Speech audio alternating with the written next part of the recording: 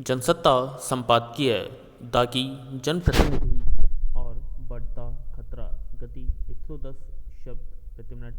Be ready. 3, 2, 1 start. राजनीति के आपराधिकरण को लेकर लंबे समय से चिंता जताई जा रही है और इस फिक्र को सार्वजनिक करने के देश की लगभग सभी पार्टियां आगे रहना चाहती हैं। लेकिन क्या व्यवहार में यही राजनीति दल इस बात के लिए सचेतन प्रयास करते हैं कि आपराधिक तत्वों का राजनीति में और खास तौर पर विधायिका में प्रवेश न हो? इसके उलट पिछले कई दशक इस बात के गवाह रहे हैं कि राजनीति में अपराधियों के बढ़ते दबदबे को एक गंभीर समस्या बताए जाने के बावजूद लगातार वैसे लोग जनप्रतिनिधि के तौर पर संसद और विधानसभाओं में अपनी जगह बनाते रहे हैं, जिनका अतीत आपराधिक घटनाओं में संलिप्त होने का रहा है। सांसदों और विधायकों के खिलाफ मामले के शीघ्र निपटारे और विशेष अदालतों के गठन के मामले में अदालत की सहायता के लिए नियुक्त न्याय मित्र ने बीते हफ्ते उच्चतम न्यायालय को बताया कि सांसदों और विधायकों के खिलाफ लंबित मामलों की संख्या 2 साल में 4122 से बढ़कर 4984 हो गई है। इनमें 1899 मामले 5 वर्ष से ज़्यादा पुराने हैं। रिपोर्ट के मुताबिक दिसंबर 2018 तक कुल लंबित मामले 4110 थे और अक्टूबर 2020 में ये 4859 थे। पैरा। इससे साफ पता चलता है कि इस प्रवृत्ति की रोकथाम के दावों के बरक्स आपराधिक पृष्ठभूमि वाले काफ़ी लोग अब भी संसद और विधानसभाओं की सीटों पर कब्जा कर रहे हैं। आखिर क्या वजह है कि एक और सभी पार्टियां अपने प्रतिपक्षों को इस बात के लिए कटघरे में खड़ा करती हैं कि उन्होंने आपराधिक अतीत या छवि वाले लोगों को टिकट देकर समस्या को जटिल बनाया है, जबकि अक्सर मौका मिलने पर ऐसा करने में वे खुद भी पीछे नहीं रहती हैं। यह बेवजह नहीं है कि आज संसद और विधानसभाओं में ऐसे लोग जनता के नुमाइंदे बनकर बैठे हैं जिनके अपराधों से आम लोग कभी परेशान रहे होते हैं।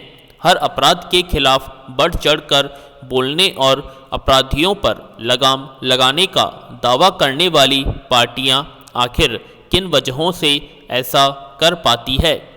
क्या इसके पीछे एक बड़ा कारण यह नहीं है कि उन्हें न केवल आपराधिक छवि वाले लोगों से पार्टी का कोष मजबूत करने में मदद मिलती है, बल्कि उनके इलाके में भय पर आधारित समर्थन भी हासिल होता है?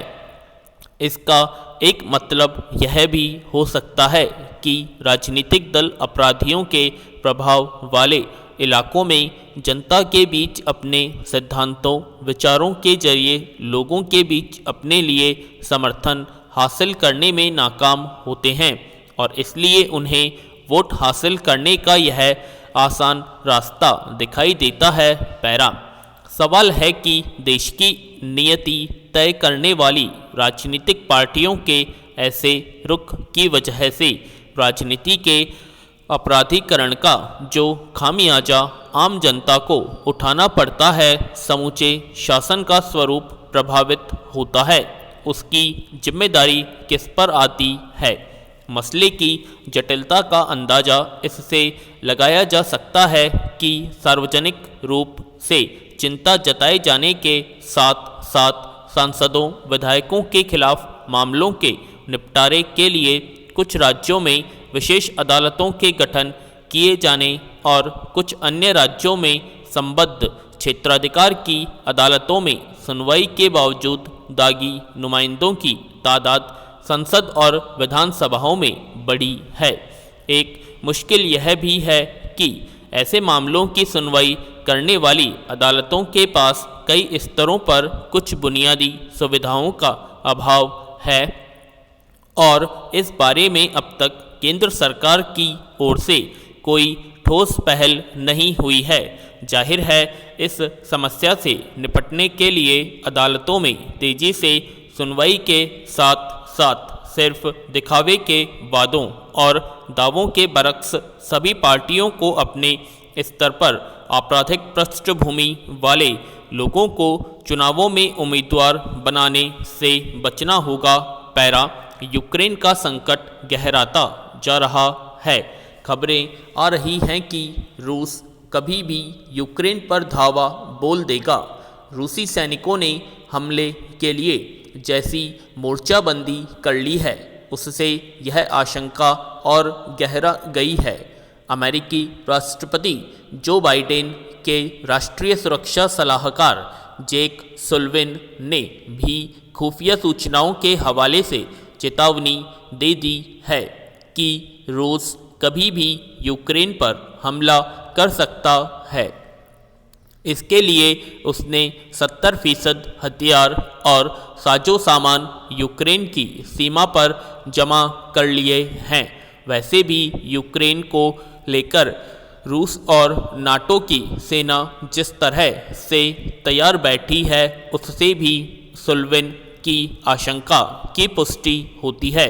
हालात की गंभीरता इसी से पता चलती है कि अमेरिका ने भी यूक्रेन का साथ देने के लिए अपने सैनिक भेज दिए हैं। यूक्रेन संकट को लेकर पिछले कुछ दिनों में रूस और अमेरिका के बीच जैसी धमकियों और चेतावनी भरा बयानबाजी सुनने देखने को मिली है वह गंभीर खतरे की ओर इशारा कर रही है। हालांकि युद्ध को टालने के लिए फ्रांस के राष्ट्रपति इमैनुअल मैक्रो मॉस्को में है। फ्रांस, जर्मनी जैसे यूरोपीय देश समझ रहे हैं कि अगर युद्ध शुरू हो गया तो इसके कितने भयावह परिणाम निकलेंगे, पर रूस और अमेरिका की हठ धर्मिता संकट को बढ़ा रही है। अब से पहले ऐसा नहीं देखा गया था जब यूक्रेन को लेकर रूस ने इस तरह के आक्रामक तेवर दिखाए हों और नाटो व अमेरिका भी मैदान में आ गया हो, पर अब यह क्षेत्र दुनिया के लिए नए खतरे का अखाड़ा बन गया है। हालत यह है कि रूस यूक्रेन की सीमा पर सैन्य जमावड़ा बढ़ाकर उस पर रूस में शामिल होने का दबाव बना रहा है। इसी सैन्य रणनीति के तहत उसने बेलारूस की सीमा के पास S-400 मिसाइलें तैनात कर दी हैं। यहाँ बड़ी संख्या में रूसी सैनिक तैनात हैं। जाहिर है यह बेहद खतरनाक स्थिति बन गई है। इससे ज़्यादातर देश डरे हुए हैं। हर कोई चाह रहा है कि किसी भी सूरत में युद्ध टल जाए। अब हालत तभी सामान्य हो सकती है जब सभी संबंधित पक्ष बैठकर बातचीत करें और सैन्य गतिविधियां रोकें, वरना युद्ध छिड़ गया तो लाखों लोग विस्थापन के शिकार हो जाएंगे। इससे गंभीर संकट खड़ा हो जाएगा। पैरा दरअसल यूक्रेन नहीं चाहता कि हजारों मील दूर स्थित अमेरिका इस विवाद में कूदे। यूक्रेन के राष्ट्रपति वोलोदिमीर ज़ेलेंस्की तो इस मुद्दे पर अमेरिका को आड़े हाथों भी ले चुके हैं। स्टॉप उन्होंने साफ कहा कि अमेरिका रूस के हमले का डर दिखाकर यूक्रेन की अर्थव्यवस्था को नुकसान पहुंचा रहा है। इससे यह तो स्पष्ट है कि यूक्रेन अमेरिका की मदद या सहानुभूति नहीं चाहता। वह समझ रहा है कि मदद की आड़ में अमेरिका यहाँ भी उसी तरह पैर जमा लेगा जैसे अफगानिस्तान और दुनिया में दूसरी जगह करता आया है। हालांकि रूस भी यूक्रेन पर हमला नहीं करने की बात कह रहा है। जहां तक सवाल है यूक्रेन के नाटो में शामिल होने का, तो इसका फैसला करने का अधिकार यूक्रेन को ही है। स्टॉप रूस उसे नाटो में जाने नहीं देना चाहता और अमेरिका व नाटो देश उसे यूरोपीय संघ में शामिल करना चाहते हैं।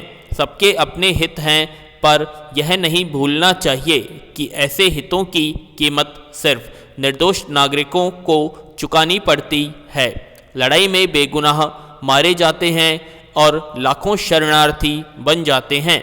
इसलिए बेहतर है कि महाशक्तियाँ अपने हित के लिए युद्ध से बाज आएं। स्टॉप।